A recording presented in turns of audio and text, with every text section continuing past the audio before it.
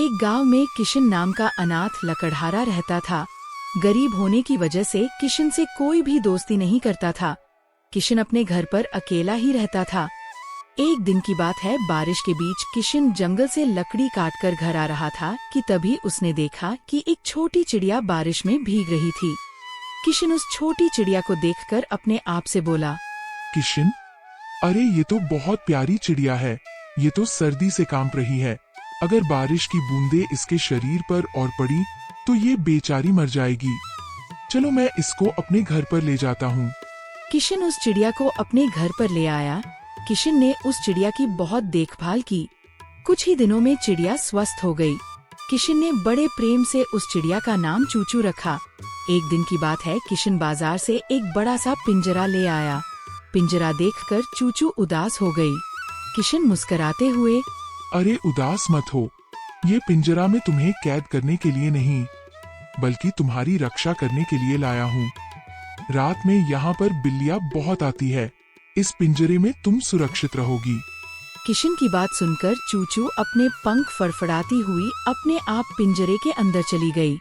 किशन, अजीब बात है, ये तो स्वयं पिंजरे के अंदर चली गई। क्या ये मेरी भाषा को समझती है? चूचू बड़े प्रेम से इंसानी भाषा में किशन से बोली।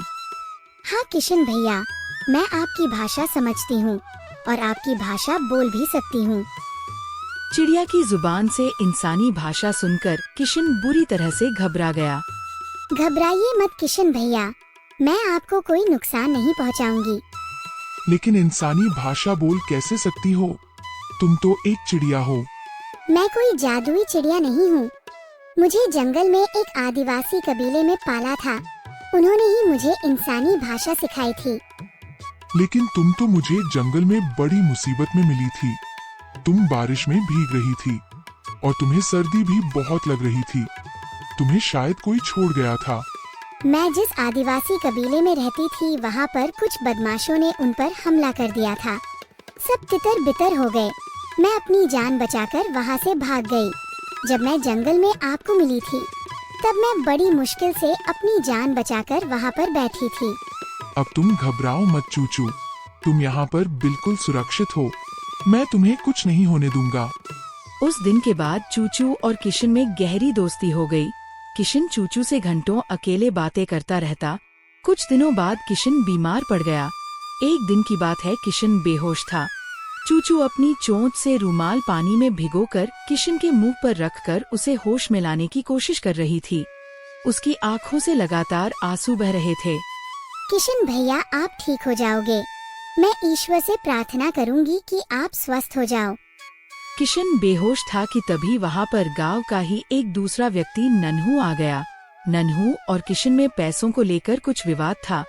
नन्हू किशन की बेईमानी करना चाहता था। किशन ने इसी वजह से नन्हू के गाल पर थप्पड़ मार दिया था। नन्हू थप्पड़ का बदला लेने के लिए चुपके से किशन के घर में घुस आया। अरे ये तो पहले से ही बीमार पड़ा है, इसका गला दबाकर मार देता हूँ। किसी को कोई शक भी नहीं होगा। सब यही समझेंगे कि बीमार था, मर गया। नन्हू ने इतना कहा ही था कि तभी चूचू रोते हुए नन्हू से बोली, ऐसा मत कीजिए, ये मेरे भैया है। सुबह तक ये बिल्कुल स्वस्थ हो जाएंगे। अरे वाह, ये चिड़िया तो बोलती भी है। क्या तू कोई जादुई चिड़िया है? नहीं, मैं कोई जादुई चिड़िया नहीं, बस मैं इंसानी भाषा बोल सकती हूँ। मैं तुम्हारी बात क्यों मानूं? मैं किशन को मारे बगैर नहीं रहूंगा। चूचू ने देखा कि नन्हू की आंखों में खून सवार था। चूचू बहुत गहरी सोच में डूबकर बोली, किशन भैया मुझे बहुत प्यार करते हैं। उनके बदले तुम मेरी जान ले लो। किसी को जान से मारना ही सब कुछ नहीं होता। अगर आप उसकी किसी प्यारी चीज को उससे छीन लो, वो खुद ब खुद मर जाता है तो तू चिड़िया, लेकिन बात तूने बड़े पते की बोली है। इतना कहकर नन्हू ने चूचू की गर्दन मरोड़ दी। चूचू ने तड़प तड़प कर दम तोड़ दिया। नन्हू वहाँ से चला गया। अगली सुबह किशन को होश आ गया और वह रोने लगा, क्योंकि किशन बेहोशी की हालत में चूचू और नन्हू की सारी बातें सुंदर सुन रहा था। ये तुमने क्या किया? तुमने मेरे प्राण बचाने के लिए अपने प्राणों की बलि क्यों ले ली? नन्हू आज भी चूचू की याद करके बहुत रोता है।